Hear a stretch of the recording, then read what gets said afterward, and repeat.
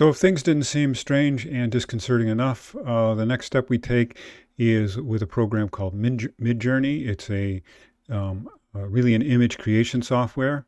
And I'll play this in YouTube so we can start to have a little I can describe some of it to you. I'm going to start out, I'm kind of coming out in the middle of things here, so let me just grab this and move it up to full screen. This is a video you can watch on your own. But this is an architect, and my head's bouncing in with his. It's kind of his experimentation with it. The idea here is that we give prompts for the way we want our architecture to look. We make descriptions, and then the AI system generates the visuals that fit with the verbal description that we have. So it's basically taking ideas we have and quickly visualizing them as an architectural artifact, just in 2D, not in 3D, at least not yet. But they come with offering you variations. You can select a variation and then decide to kind of experience on that. And so in this case, he goes through a pretty elaborate process of kind of describing just the things that he can actually create and manipulate using this tool.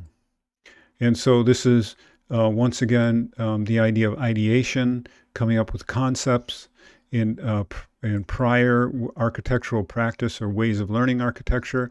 You would do research, create kind of abstract concepts, work with massing models in order to deal with site constraints and other things in order to come up with a look. And in this case, we're using words to describe that, prompts as they're called, and the results are really quite amazing and quite, I guess, disturbing if you're thinking about the idea of what is it to be creative when you see machines doing things that look like this. So once again, though, at the state of the art, the idea is to generate these concepts and then build on them and figure out how you can actually make these, if you like these ideas, make these work in the actual architectural plan or setting that you may have in front of you. So, you know, in many cases, right, these are not contextual.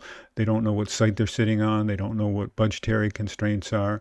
They don't know what all kinds of host of ideas about the programming or other uses. They're just generating kind of conceptual art images for us. But we're in early stages of it. These products have just been released this year. And like I said in the disclaimer before, no idea how these things will catch on and how they will affect our future practice as architects.